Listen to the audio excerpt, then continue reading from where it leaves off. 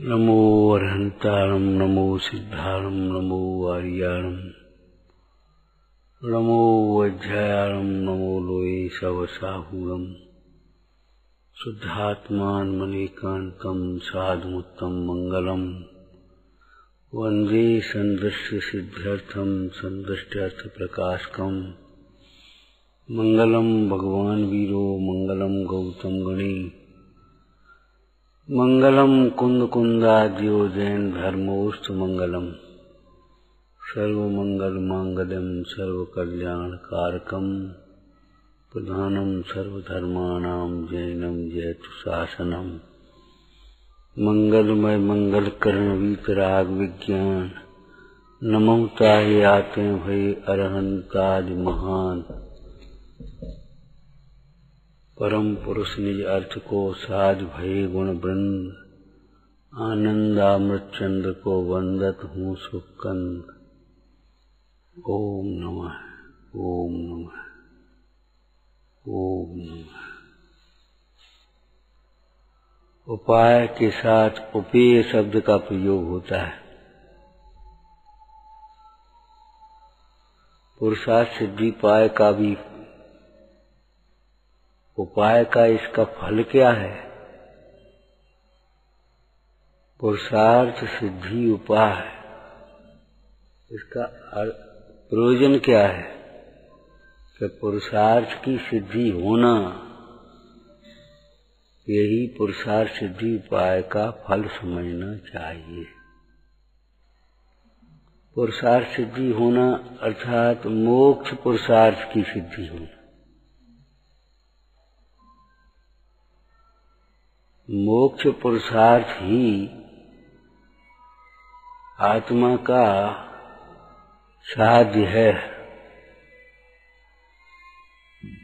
धर्म पुरुषार्थ, अर्थ पुरुषार्थ, काम पुरुषार्थ जो कहे जाते हैं, वे तो पुरुषार्थ के सच पूछो तो नाम पर क्या कहा जाता, उसका भी अर्थ समझना। अर्थ पुरुषार्थ, धर्म पुरुषार्थ, अर्थ पुरुषार्थ, काम पुरुषार्थ और मोक्ष पुरुषार्थ। धर्म पुरुषार्थ का अर्थ ये नहीं है कि रूढ़ी की क्रियाएं कर लेना। रूढ़ी की क्रियाएं कर लेना धर्म के नाम पर, ये कोई धर्म पुरुषार्थ नहीं है। वस्तु के स्वभाव का विचार करना, रूढ़ी की क्रिया मात्र को धर्म नहीं समझना, उन क्रियाओं के माध्यम से अपने परिणामों को निर्मल करने का उपाय करना, ये धर्म पुरुषार्थ है। ध्यान रखना, ये सम्यक और मिथ्या शब्द जैनों का निजी शब्द है। पुण्य पाप तो सब जगह कहे थे, धर्म शब्द सबका है, लेकिन सम्यक पुरुषार्थ, सम्यक शब्द जैनों का निजी शब्द है। केवल दर्शन ही नहीं, श्रद्धा ही नहीं, सम्यक श्रद्धा चाहिए।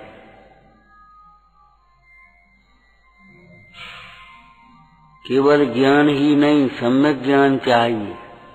केवल आचरण ही नहीं, सम्यक आचरण चाहिए। उस विद्वान ने यही तो लिख दिया था, दर्शन ज्ञान चारित्राणि मोक्ष मार्ग। दर्शन ज्ञान चारित्र मुक्ति का मार्ग है।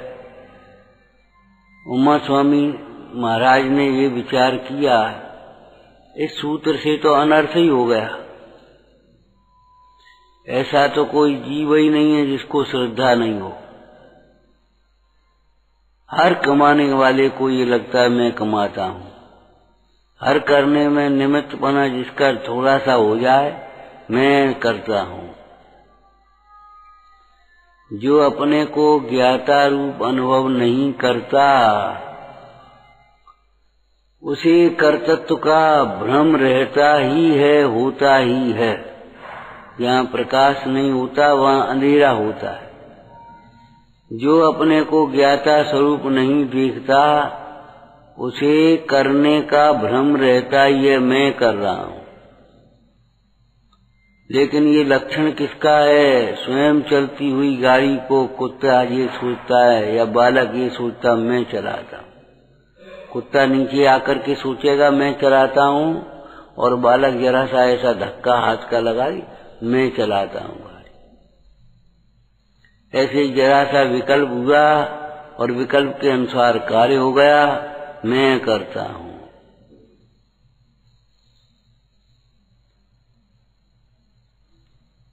इन ग्रंथकारों को देखो, ऐसे अद्भुत ग्रंथ लिखने के बाद भी क्या लिखा? इसमें मेरा कुछ भी नहीं है।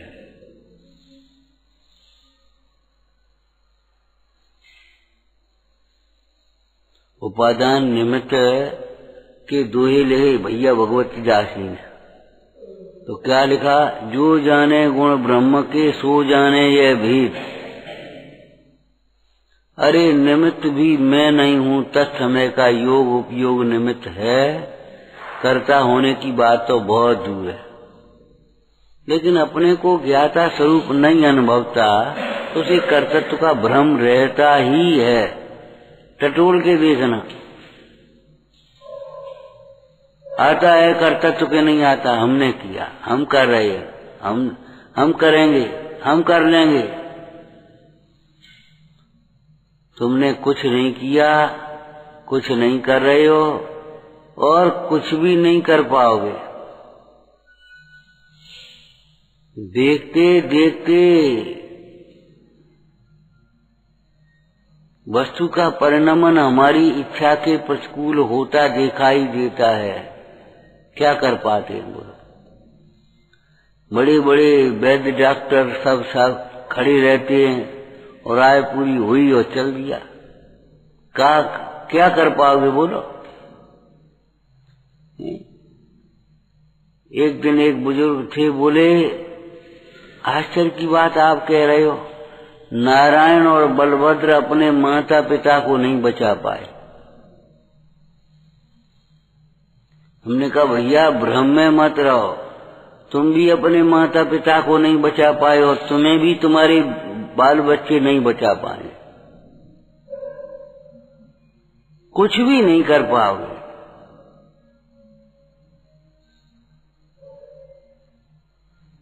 न होते हुए को कोई करता नहीं है, न समझते हुए को कोई समझाता नहीं है, न बदलते हुए को कोई बदलता नहीं है। बहुत से लोग ऐसे होते हैं, बुढ़ापा आ जाता और बचपना नहीं आता।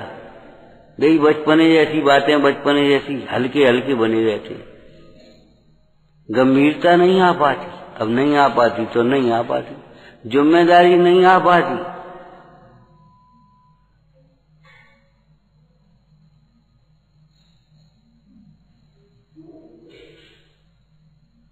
गंभीरता नहीं आ पाती, जिम्मेदारी नहीं आ पाती, नहीं आ पाती। नहीं समझते तो नहीं समझते, जीवन भर नहीं समझते। ऐसे ही अपने समय पूरा होता चला जाता है।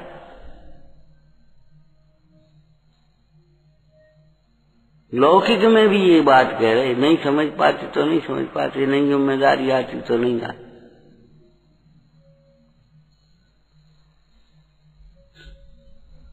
अब कौन समझा सके उसको? कितना ही अच्छा समझाने वाला हो, तर्क देवे, प्रमाण देवे, उदाहरण देवे, सरल कर दी, कविता सुनाए, कुछ करे, लेकिन न समझते हुए को कोई नहीं समझा सकता।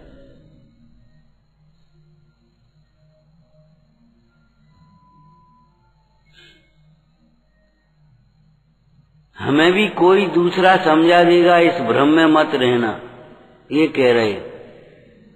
हमें भी कोई दूसरा समझा देगा, इस भ्रम में बिल्कुल मत रहना।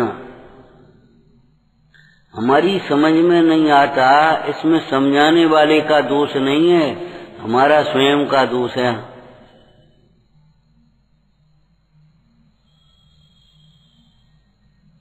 और हमें समझाने वाले का दोष लगता है। कि समझाने वाले की कमी है। वो अच्छी तरह समझाए। अच्छी तरह कैसे समझाएगा? बोलो, क्या समझाएगा? पौपाल राजा को कोई नहीं समझा सका। मैना सुंदरी का विवाह श्रीपाल की कुष्ठ अवस्था में ही कर दिया जबरन। मैना सुंदरी ने उसे सहज भाव से स्वीकार कर लिया बिना दोषारोपण के, ये बात अलग है। लेकिन पौपाल राजा ने नहीं मानी तो नहीं मानी, मंत्री की नहीं मानी, पटरानी की नहीं मानी, आर्य सभासदों की नहीं मानी, जो उस भ्रष्टाचार की नहीं मानी। नहीं मानी तो नहीं मानी, नहीं समझा पाया कोई। रावण को समझाते समझाते हार गए लोग। कितने लोगों ने समझाया। विभीषण ने समझाया, मंत्रियों ने समझाया, मंदोदरी ने समझाया, सब, लेकिन नहीं समझना तो नहीं समझना।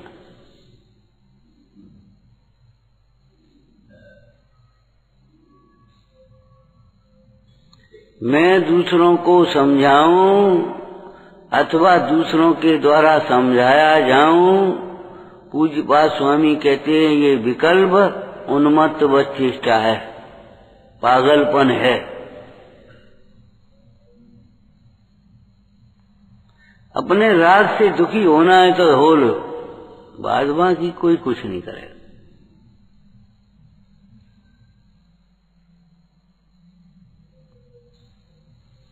एक दिन दृष्टांत दिया था, कृष्ण ने समझाने के लिए प्रयास किया कि भाई महाभारत नहीं हो, महाभारत नहीं हो, युद्ध टल जाए तो टल जाए, भैया आपस में सलाह कर लो, विचार कर लो।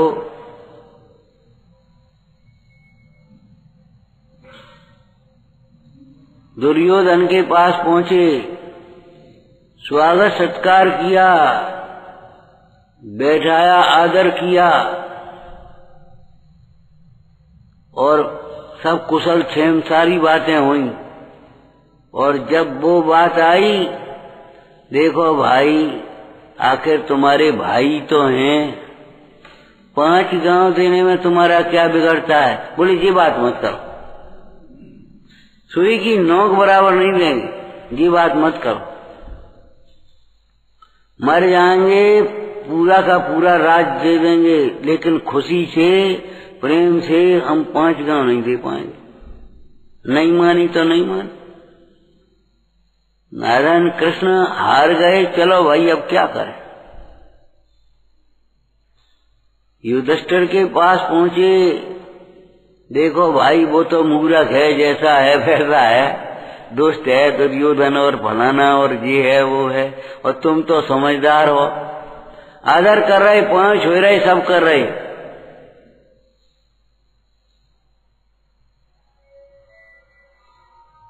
समझदार है, तुम तो समझदार हो। अरे पूरा राज छोड़ दिया 5 ही गांव के लिए, क्या करने, जीव छोड़। लेकिन नहीं, बाद में दीक्षा लेके सब छोड़े, लेकिन नहीं छोड़ेंगे। कैसी बातें करती हो?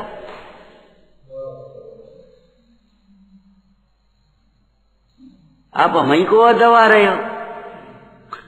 ऐसी माने नहीं समझना तो नहीं समझना।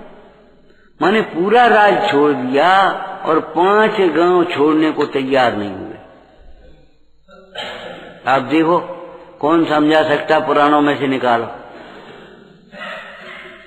बाहुबली युद्ध के लिए तैयार हो गए, समझाने की कितनी प्रयास किया मंत्रियों ने, नहीं समझे तो नहीं समझे।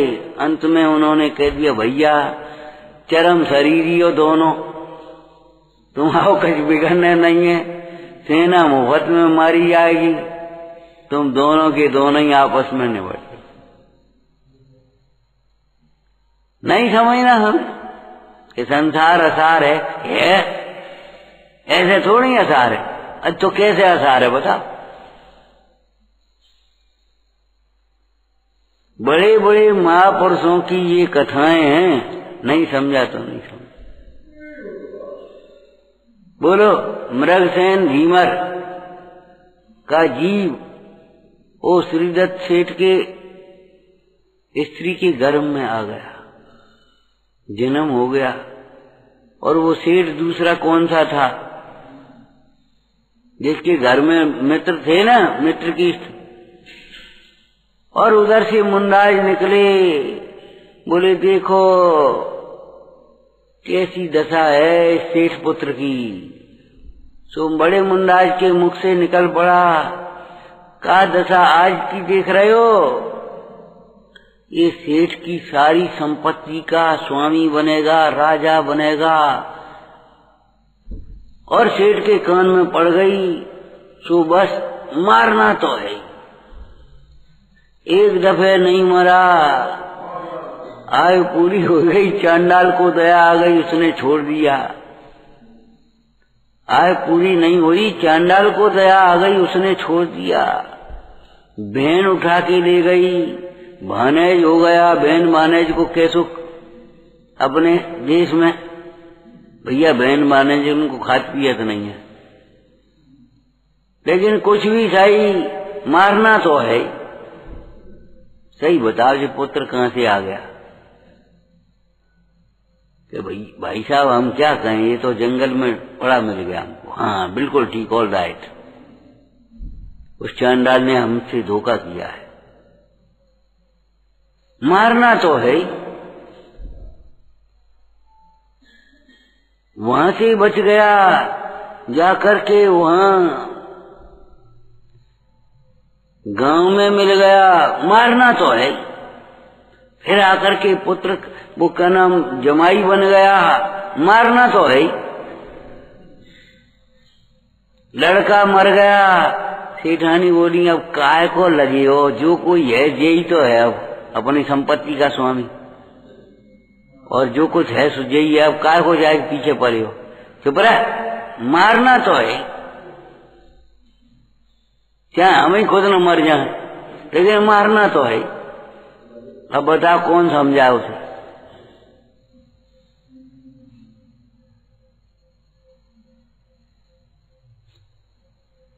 न समझते हुए को कोई समझा सकता नहीं। आप देखो, एक दृष्टांत पूरे पुराण भरे पड़े, अलग नहीं है हम और आप। न समझते हुए को कोई समझा सकता नहीं, पक्की बात है, सच्ची बात है एकदम। हमें भी कोई नहीं समझा पाएगा जब तक हम नहीं समझने को तैयार होंगे। तब स्वयं समय अपने पुरुषार्थ से, विनय से, लगन से समझते हुए जीव को श्री गुरु की देशना निमित्त होती है। बाद बाकी कोई किसी को समझा देवे ऐसा विधान नहीं है। आप तो अच्छी तरह समझा दो हमको, एक दफे समझा दो। अरे एक दफे समझा दो, नहीं समझ पाओगे तो नहीं समझ सकते। न होते हुए कार्य को कोई नहीं कर सकता। कितने दृष्टांत हैं आप देखो, एक थोड़े ही है। उस मारीच को ऋषभदेव नहीं समझा सके, नहीं समझा सके। और भरत को जो डर था कि सबरे भाई तो चले गए दीक्षा लेके, जेऊ न चलो जाए बाहुबली और सोई भाव। अंत में युद्ध में ऐसा प्रसंग बना कि चल दिया। हम कह रहे पहले ही चले जाते तो, लेकिन पहले कैसे चले जाते। मतलब पराये भरोसे मत रहो, कोई हमें समझा देगा। और इसे अहंकार में रहो मत रहो कि हम किसी को समझा देंगे। समझाने का अहंकार छोड़ करके समझने का उपाय करो। समझ गए? नहीं समझा पाओगे।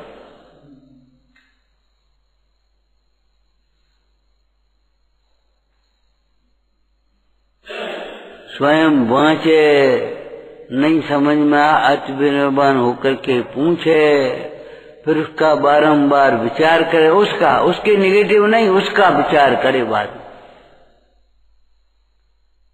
आमना उसे घोके याद करे, समझे माने, तब समझ में आएगा, नहीं तो नहीं समझ पाए। आत्मा का गुरु आत्मा है, आत्मा का गुरु आत्मा है, दूसरा कोई गुरु नहीं। व्यवहार न उपचार करके कहलाता, कथन करता है। जिसने ये बताया आत्मा का गुरु आत्मा है, उसको हम सच्चा गुरु कहते।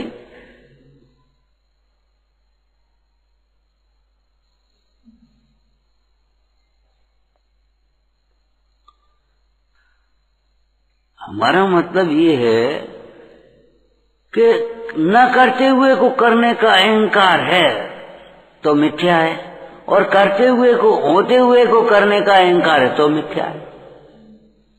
एक दृष्टांत छोटा सा दिया था पहले। एक माँ थी और एक बेटा था। छोटे पर बड़ी पिताजी रहे नहीं थे, सो बड़े यत्न से उसको बड़ी सावधानी से पाला पोसा। लड़का बड़ा हो गया। जब बड़ा हो गया तो विवाह शादी हो गई, अपनी नौकरी पर व्यापार करने लगा। अब वो माँ को ज्यादा ध्यान नहीं देगा, तो माँ बड़ी दुखी हो गई। बताओ, एक ही तो लड़का, अब कहाँ जाए, क्या करें? वो सुनता ही नहीं, मानता ही नहीं। तो एक दिन रोते रोते अपनी कथा पंडित जी से कही, पंडित जी आपको तो मालूम है जो लड़का हमने कैसे पालो, या पढ़ाओ लिखाओ कैसे, या क्या करो। अब जिस मेरी हमारी सुनता ही नहीं है। छोटे पर कितना अच्छा था, हर बात मानता था, सुनता था। अब जाने कहा हो, तुमने छोटी पर अच्छा था ना, तो अब इसको फिर छोटा कर दो। जब तुमने बड़ पाल पोस के बड़ो करो है, तो जो बड़ा करता है वो छोटा भी कर देगा। छोटा कैसे कर दे तो फिर बड़ा कैसे किया जो बताओ?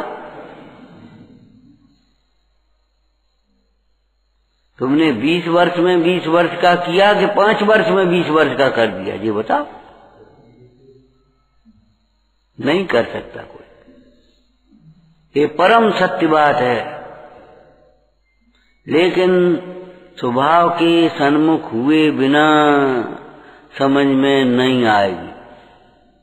आ जाए तो आश्चर्य। स्वभाव के सन्मुख हुए बिना जिनवाणी के प्रति बहुत विनय हो, ज्ञानी जनों के प्रति बहुत विनय हो, तब यथार्थ अर्थ भाषित होगा। क्या यथार्थ अर्थ है? मैं करता नहीं हूं। और नहीं तो यही लगेगा हम करता, हम करते, हम कर रहे, हम कर रहे, हम कर रहे। नहीं होता। पॉजिटिव क्या है? ज्ञाता स्वरूप अनुभवना, ये तो कोई। और नेगेटिव में क्या है? उसे जो ज्ञाता स्वरूप अनुभवता है, उसे सारा कार्य होता, स्वयं होता हुआ भाषित होता है, उसे कर्तव्य तो दिखता ही नहीं है। कई लोग ऐसी चर्चा कर लेते हैं कि देखो ज्ञानियों की अद्भुत गति है, अचंभे ऐसी विचित्र गति है, का कि सब कर रहे हैं और करता नहीं मान रहे। अरे भैया, विचित्र गति नहीं है, सही गति है। कुछ नहीं कर रहे और कुछ करता, किसी का करता नहीं मान रहे। मिथ्या दृष्टि की विचित्र गति है, कर तो कुछ नहीं रहा और करता सबका मान रहा है। हम कर रहे हैं, हम चला रहे हैं। अगर करे और करता नहीं माने तो फिर अज्ञानी, नहीं करे और करता माने तो अज्ञानी। नहीं कर पाते अपन, सोचो। खूब प्रयोग करो, इसका अभ्यास करो अंतरंग में। कब तक? जब तक स्वयं अपन का कर्तत्व झूठा ना भाषित हो जाए। कर्ता कर्म अधिकारी कुंद कुंद स्वामी ने पूरा का पूरा लिखा। और कर्ता कर्म की भ्रांति यही आश्रम का कारण है, यही दुख का कारण है, यही संसार में भ्रमाने वाली।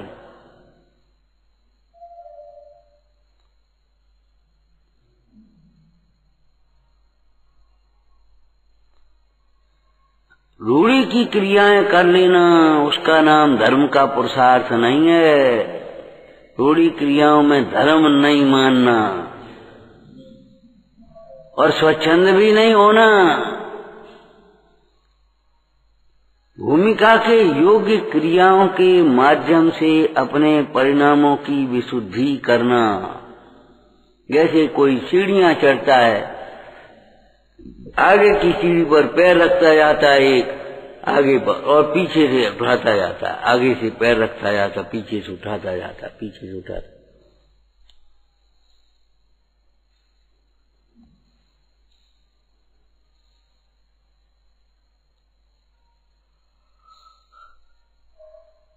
पहले राजमल जी ने एक कथन किया कलश टीका में, कोई जानेगा कि द्वादशांग का ज्ञान अपूर्व उपलब्धि है, ऐसा नहीं है।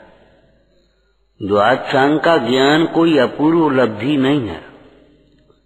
हालांकि द्वादशांग लिख दिया स्थूल रूप से, मतलब शास्त्रीय ज्ञान कोई अपूर्व उपलब्धि नहीं है, बहुत बार शास्त्रों का ज्ञान हुआ है। स्वानुभव ज्ञान व अपूर्व उपलब्धि है, स्वानुभव व अपूर्व उपलब्धि। और फिर क्या लिखा, स्वानुभव होने पर शास्त्र पढ़ने की अटक नहीं है।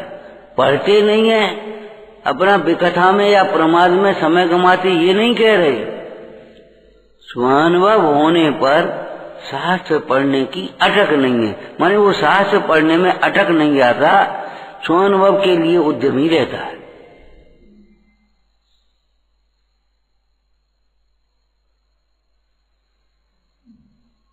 शास्त्र पढ़ते और शास्त्र की बात नहीं मानते। शास्त्र में लिखा, शास्त्र पाठी भी मूल है जो निज तत्व जान।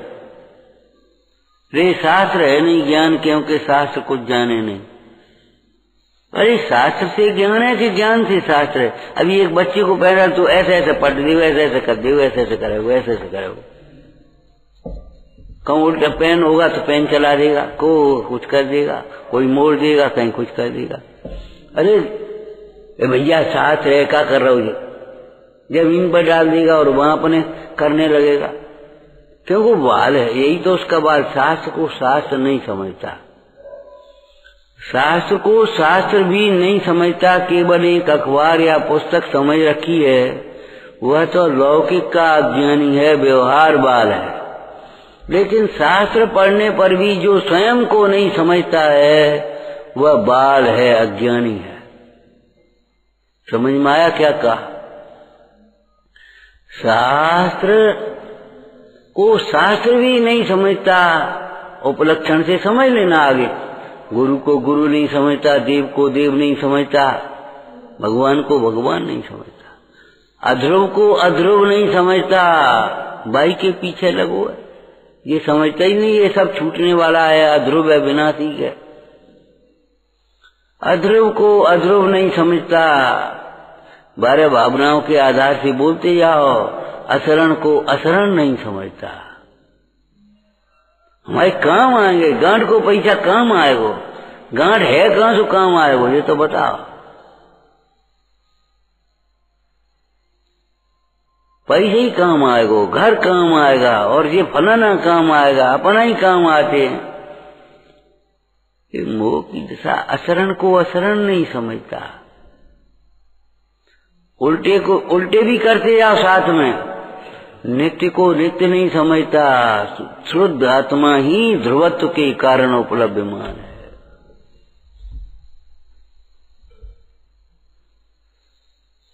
शुद्ध आत्मा ही ध्रुव है, शरण है। शरण को शरण नहीं समझता, संसार को संसार नहीं समझता। इंद्र लोक थान को अजान लोग कहें मोक्ष।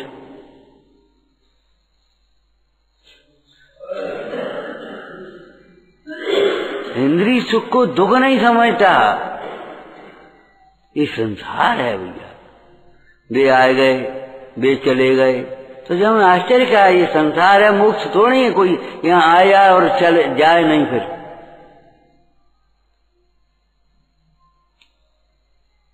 आएगा और जाएगा। ये तो संसार का स्वरूप ही है भैया।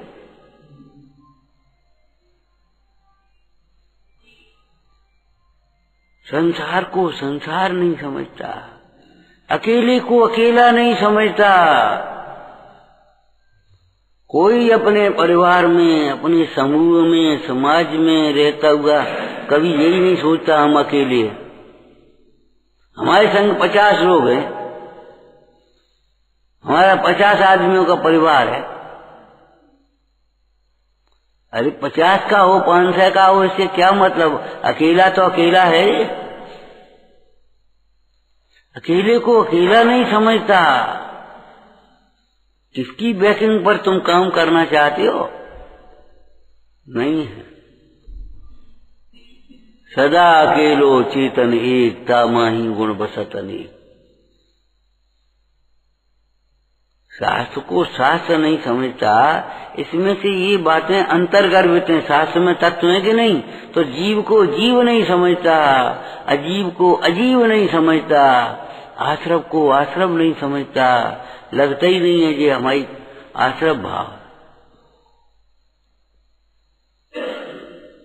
होश ही नहीं है कि ये हमारे कर्म बंध रहे हैं, इनका उदय आएगा फिर क्या होगा।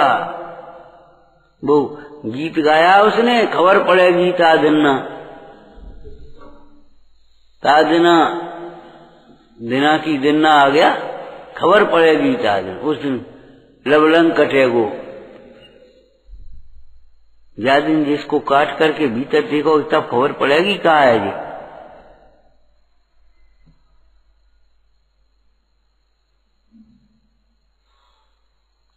सोचो, एक कल्पना करना भी तो देखो कि मृत्यु सामने खड़ी होगी तब तुम क्या कर रहे होगे।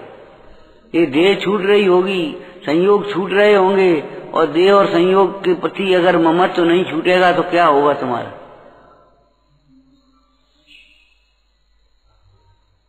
आकुलता नहीं संक्लेश परिणाम, अति संक्लेश भावते मरो, घोर स्वब्र सागर में परो।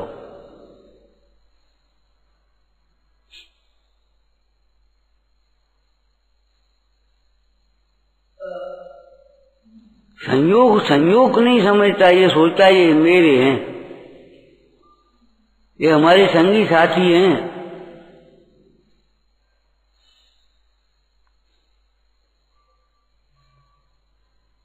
इस शरीर को शरीर नहीं समझता, जाने क्या क्या करता। शरीर को मैं समझता है, शरीर को सजाने के लिए क्या क्या करता है, शरीर को पुष्ट करने के लिए क्या क्या करेगा, और या फिर शरीर के प्रति इतनी लापरवाही करेगा, द्वेष बुद्धि करेगा, जबरन सुखाएगा, जबरन रोगी बत काल गमाएगा। अब को पिए पानी, को पिए? अरे प्यास मिटानी होगी वो पिएगा, और कौन पिएगा? आत्मा तो अनाहारी है, आत्मा अनाहारी है। तुम अपने को आत्मा अनुभव तो तब अनाहारी दशा तो हो। अरे मुनराज भी आहार के लिए निकलते, वे नहीं जानते अनाहारी, तुम उन्हें सिखा रहे हो आत्मा तो अनाहारी है। शास्त्र को शास्त्र नहीं समझने का मतलब इतना थोड़ी है शास्त्र को शास्त्र नहीं समझ रहा। अपन तो माथी पे धर के विराजमान कर देते हैं, अपन तो शास्त्र को शास्त्र समझते हैं। अरे शास्त्र को शास्त्र समझते हैं तो शास्त्र में कहे हुए तत्वों को ज्यों का त्यों सरदानो ना आना चाहिए। निमित्त को निमित्त ही समझना, निमित्त को उपादान मत मान लेना, यही हमारा कार्य कर देगा।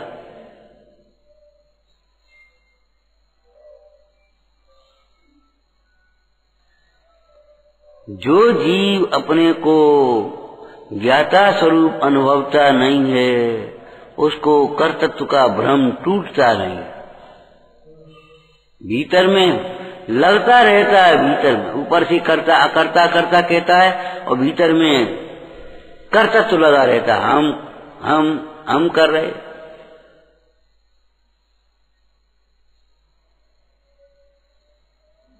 ये है द्रव्यान योग का कथन,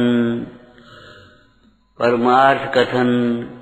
ज्ञाता स्वरूप अनुभवता है तब इस जीव को कर्तृत्व की भ्रांति मिटती है। लेकिन इससे पहले चरणान योग पद्धति से कथन करें तो जब तत्व निर्णय के बल पर ज्ञातापना मिथ्या भाषित होता है तब ज्ञाता स्वरूप अनुभवन की पात्रता आती है।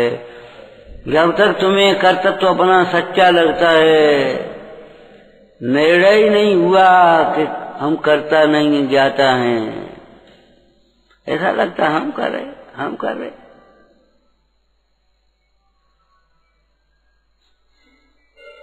तब तक ज्ञाता स्वरूप अनुभवन की पात्रता ही नहीं होती। ये समझ निश्चिंत बैठा ना करता है हम, तो ज्ञाता होने की बात ही नहीं आई। खूब प्रेम से गाता है ज्ञाता दृष्टातम धाम, ज्ञाता दृष्टातम। ये सोचता है कोई और आत्मा है, वो ज्ञाता दृष्टा होगा। अरे भैया मैं भी तो ज्ञाता दृष्टा ही हूं। फिर ये कर्तृत्व का अहंकार क्यों आता है? कर्तृत्व का उलाहना क्यों देते, ताना माना क्यों बने देते, उस जाल में क्यों अकड़े?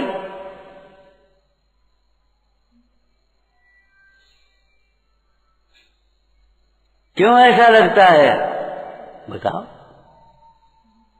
सविकल्प है परम कर्ता, विकल्प है कर्म केवलम, न जातु कर्त कर्मत्वम सविकल्पस्य नश्यति। सविकल्पी जीव का कर्ता कर्म की भ्रांति मिटती नहीं। न जातु कर्त कर्तत्वम कर्मत्वम कदापि किंचित मात्र भी रंच मात्र भी नहीं। जब विश्व के ज्ञाता सर्वज्ञ परमेश्वर उस दिन क्या कहा था तुम्हारी बाल सभा में? ऐसे ज्ञाता नहीं है। अपने को जानते हुए सारा लोकालोक जानने में आता है। अपने को जाने बिना जितना जानेंगे उतना अहंकार होगा, ध्यान रखना। इसलिए पहले जिन्हें ज्ञानी होना हो सबसे पहले अपनी ओर देखो। पर्याय से भी देखो तो अपने अज्ञान को पहचानो, अपनी ओर देखो। दूसरों से तुलना करके पंडित जयचंद जी ने लिखा 5 अज्ञानियों में बैठ करके मैंने तो बुद्धि करने से प्राप्त ज्ञान भी नष्ट हो जाता। ज्ञानी होने की प्रयास करने का मतलब ये है कि ज्ञानियों के वचनों का आदर करना, ज्ञानियों के वचनों का आदर करना, बारंबार विचार करना, अंतरंग में अनुभवन करना। बिना ज्ञान स्वरूप आत्मा का अनुभव हुए कोई ज्ञानी नहीं होता। ये वस्तुनिष्ठ कथन है, वस्तु स्वरूप है। तुम भी नहीं होगे, नहीं हो पाओगे। एक जरूर जी लगने लगेगा हम कछु हो गए। पहले हमें कछ नहीं आता, अब तो हमको बहुत आता है। पहले भी सुखी होने की कला नहीं, अब भी सुखी होने की कला नहीं। पहले भी अपने को नहीं जानते, आज भी अपने को नहीं जानते। बस लगने लगा निमित्त छूटने मात्र से ऐसा लगेगा हमने तो मोह छोड़ दो, सब हमारा तो मोह नहीं है। तो भैया का तो मोह दुख, अरे हम रहते हैं सबसे व्यवहार करते हैं, लेकिन मोह हमें किसी से नहीं है। अरे भगवान मोह कहते किसे यही पता नहीं। अपने को भूले हैं तो मोह नहीं तो क्या है ये तो बताओ। लेकिन उसको मोह नहीं लगता, ये मोह की तीव्रता है। इस तीव्रता होती कसायो दयात तीव्र है।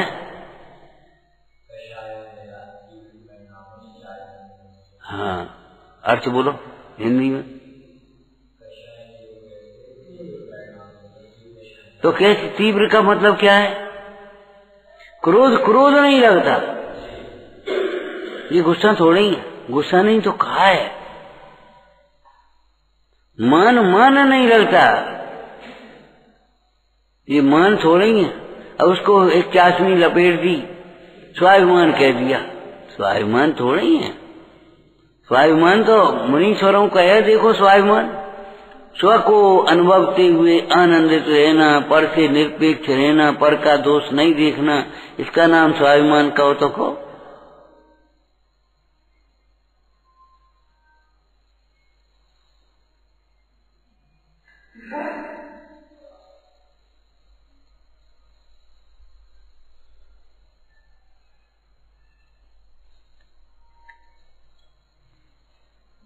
ऐसे ही पैसा कमाना, उसका नाम अर्थ पुरुषार्थ नहीं है। जैसे रूढ़ी की क्रियाएं कर लेना, करते जाना, अनुकूलताओं में अच्छा कर लेना, इसका नाम धर्म पुरुषार्थ नहीं है। ऐसे ही पैसा कमाना अर्थ पुरुषार्थ नहीं है अकेला। पैसा के लिए अन्याय नहीं करना, आत्मा का घात नहीं करना, अपना धर्म नहीं छोड़ना, ये है अर्थ पुरुषार्थ।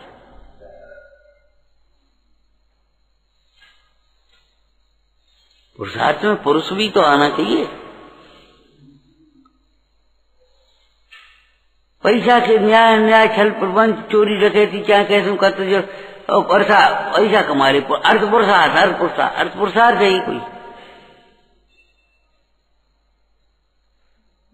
पुरुषार्थी जीव राजा के यहाँ दावत,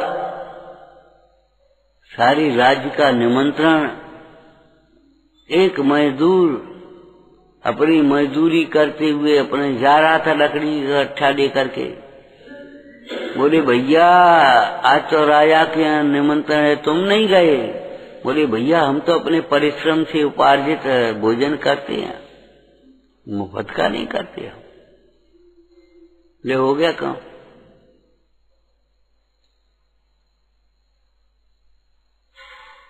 अन्याय छल प्रपंचों से पैसा कमा लेने वाले बहुत दिखाई दे रहे, लेकिन पैसा के लिए अन्याय नहीं करना, उनको हम पुरुषार्थी कहेंगे।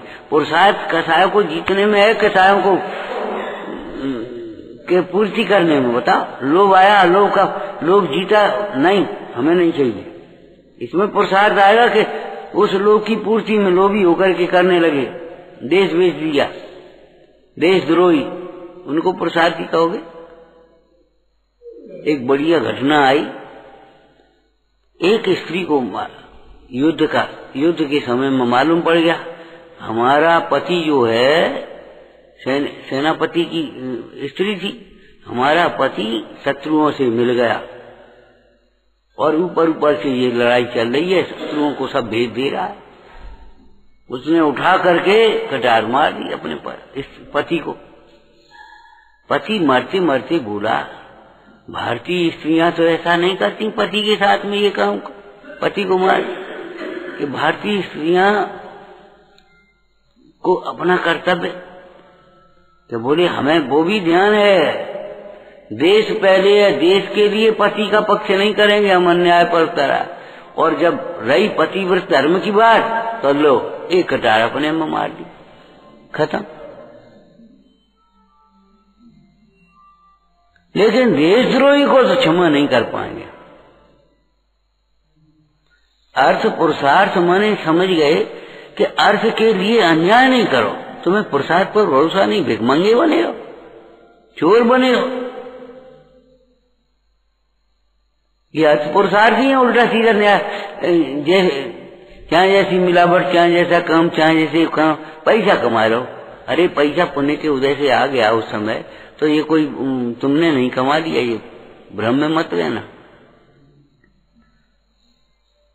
ऐसे ही विषय भोगों को भोगना, उसका नाम काम पुरुषार्थ नहीं है। अन्याय के विषयों में अपना उपयोग नहीं जाने देना, भोगों के लिए अन्याय नहीं करना, अपना नियम नहीं तोड़ना, अपना संयम नहीं तोड़ना, वो पुरुषार्थ का काम है। अगर भोग भोगने में पुरुषार्थ हो फिर क्या है, सबरी भोगी पुरुषार्थ ही हो गए।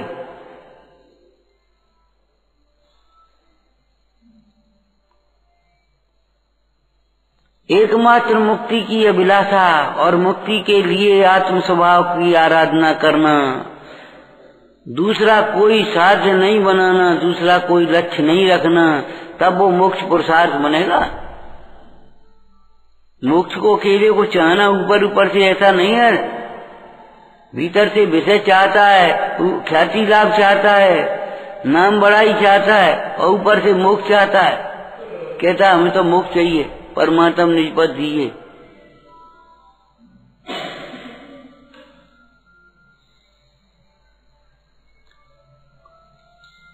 सर्व पुरुषार्थों में सारभूत आत्मा के लिए हिततम मोक्ष रूप पुरुषार्थ को, मोक्ष दशा की प्राप्ति होना, ये पुरुषार्थ सिद्धि पाए का फल समझना चाहिए। इसीलिए अंत में इस ग्रंथ में सिद्ध दशा का वर्णन किया है। अब इसका फल कैसे, नियम सार जी में क्या शब्द लिखे प्रतिज्ञा में, हम इस ग्रंथ में मार्ग और मार्ग का फल कहेंगे। निज परमात्मा की श्रद्धा ज्ञान आराधना रूप जो शुद्ध रत्नत्रय है वह मार्ग है, और शुद्धात्मा की प्राप्ति वह उसका फल है।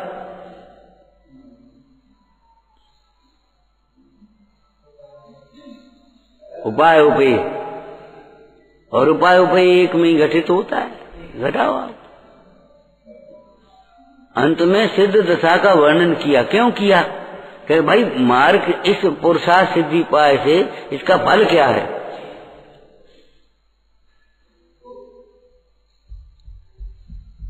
विचारना।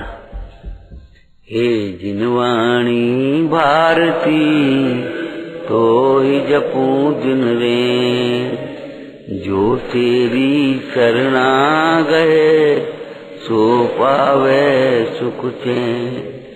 यह वाणी की ज्ञान ते सूझे लोकालो, तो वाणी मस्तकन सदा देत हूँ दो।